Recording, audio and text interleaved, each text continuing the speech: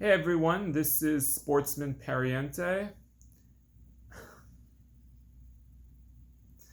And in case you couldn't tell why I'm so happy, besides the fact that the New York Mets are playing great baseball right now, we're about to start what might be one of the greatest weekends of sports in recent memory for New York sports teams. Now, picture this. Today, the New York Knicks start their first round playoff series against the Philadelphia 76ers. The first time the Knicks have won 50 games in a regular season in decades. This year is also the first time since 1994 that both the New York Knicks and the New York Rangers won 50 or more games in their respective regular seasons. 1994 worked out pretty well for the Rangers. They won the Stanley Cup. The Knicks made the NBA Finals. I was born. So 1994 is a pretty good year, apparently. The Mets are playing, as I said, great baseball. Hell, even the Yankees are playing great baseball. Miracles do happen.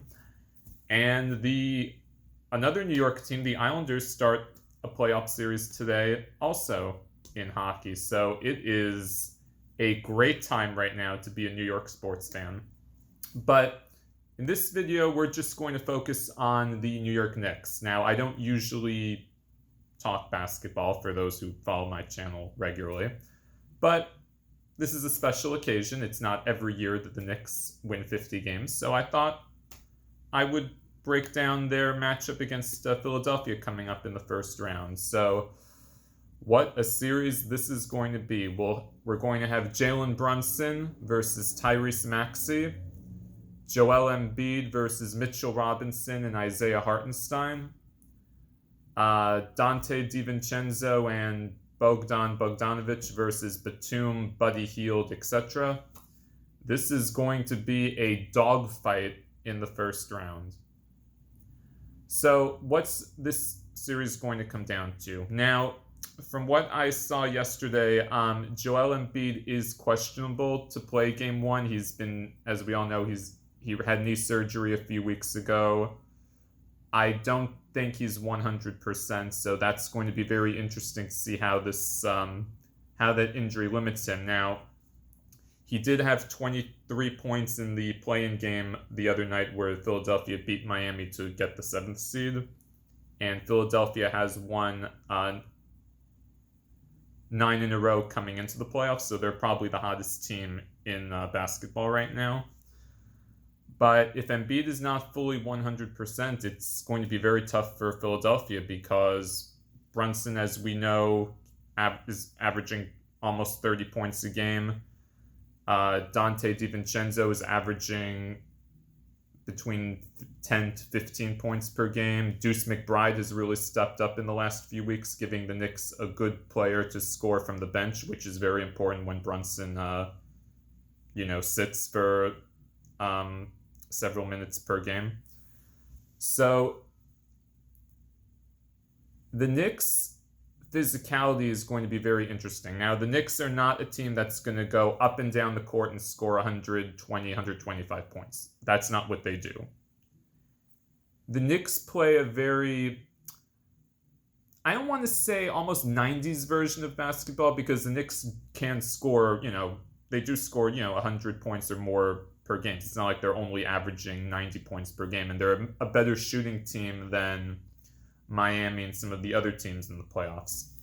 Where the Knicks do struggle, though, is turnovers. Now, we saw in their last game they had almost, I think, over 20 turnovers against the Bulls. That cannot happen against a team like Philadelphia, especially with Nick Nurse and how he can get a defense to really come after you. The Knicks have to be very careful with their ball handling.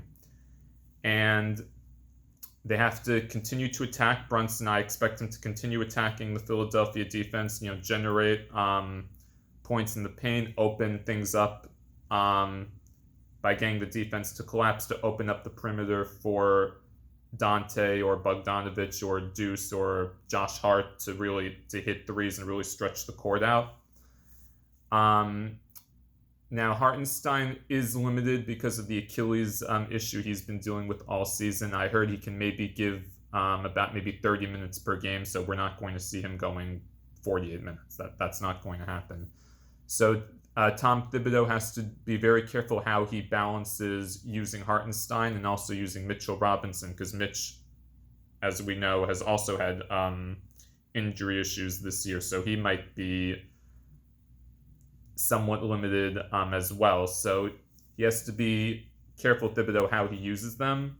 But the Knicks have to get very physical with Embiid, because if he's not at 100%, the Knicks really have to go after him and really make someone else outside of Tyrese Maxey beat Philadelphia. Now, Batum had, I think, 6 threes in the Miami game the other night. I don't think that's going to happen regularly.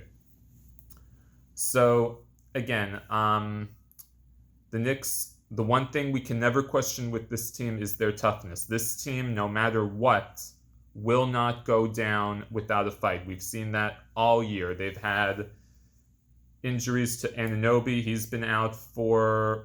was out for several games with the his elbow issue. Hopefully he's at 100%. It's not clear yet if he's fully at 100%.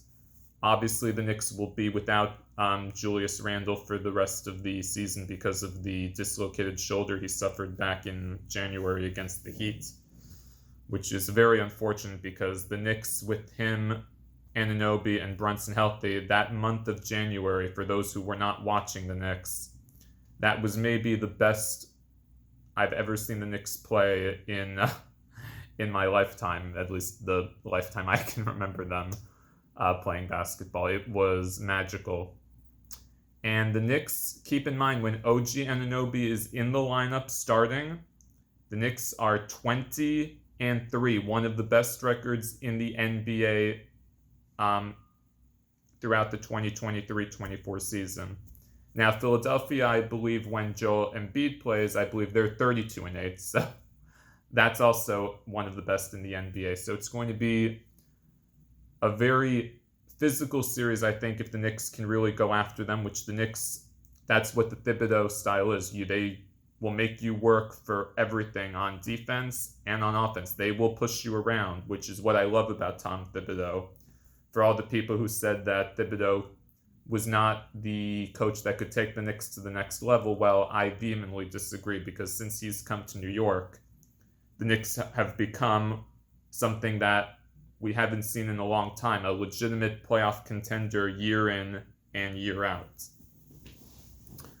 Now, again, as I said, Brunson has to attack the paint, get to the free throw line, put Philadelphia players in foul trouble.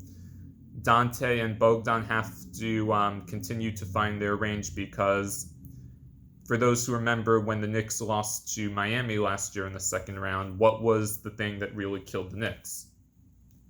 Now, it wasn't Jalen Brunson. He wasn't the issue. Randle was... A lot of people said, Randle didn't play well, which is true, but he was also playing with a very bad ankle injury that he suffered in the first round, so I can't put all the blame solely on Randle, and he did have some very good moments in the playoffs last year. Even Barrett played well. IQ was injured, which I think a lot of people forget how big of an injury that was.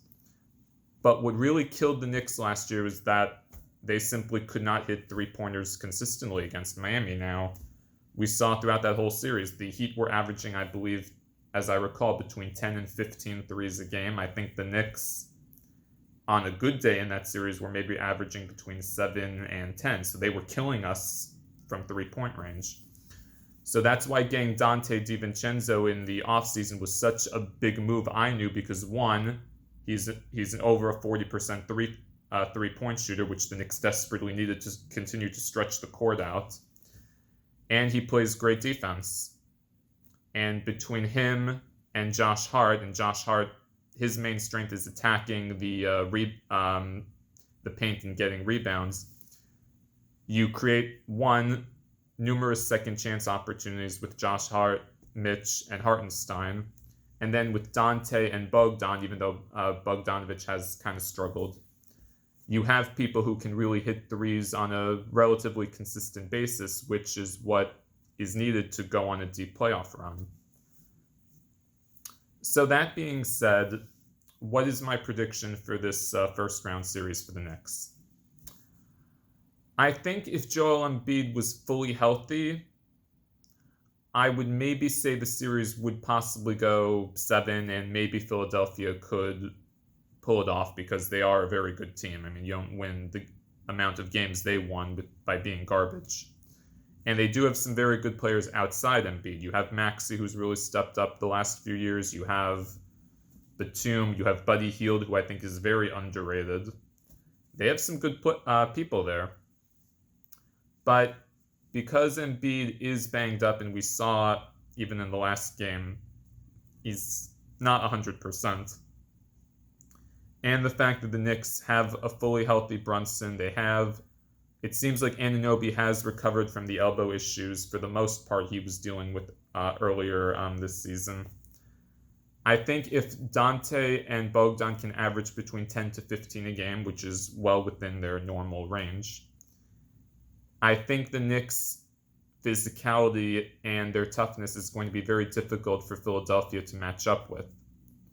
And the Knicks were 3-1 this year against Philadelphia. Granted, Embiid only played in one game because of the injury he was dealing with. But I really think the Knicks are one of the best teams in the NBA. You don't get the 2 seed like they did and win 50 games because you're not good. I'm gonna predict the Knicks to take this series in 6. This is not gonna be a sweep. That's definitely not going to happen. But I think the Knicks' physicality is going to wear on Embiid, and I think the 76ers' lack of other playmakers outside of Maxey and Hield is going to cost them because the Knicks have Hart, who can score. You have Brunson, obviously, who can score. You have Deuce McBride and Dante, who can score. And you've got Bogdan, and even Josh Hart can get you between 10 and 15 a game as well, depending on his role. So I think the Knicks' bench is much stronger than Philadelphia's. I think Brunson, obviously, is a better player than Maxey. And I think Hartenstein and Mitch can control Embiid enough to kind of limit his potential. So my prediction is the Knicks will advance to the second round of the playoffs. And then from there, can they get to the Eastern Conference Finals? That's a question for another day. But I really do believe if Julius Randle was healthy, that the Knicks could be legitimate contenders to not only get to the conference finals, but actually even get to the NBA finals. I believe the way they were playing in January and February showed that, and it's just very disappointing that Julius Randle will not be a part of this Knicks run, and I really hope he can recover and be with us next year, because I do not agree with those fans who think the Knicks are better off without Randle. I don't agree at all. So Julius, get healthy, and make sure that you're watching, because the Knicks, I think, have a very good chance to get far in this postseason. So anyway, that's my take on the NBA first round featuring the New York Knicks. Please continue to subscribe to my channel, and may the odds be ever in your favor.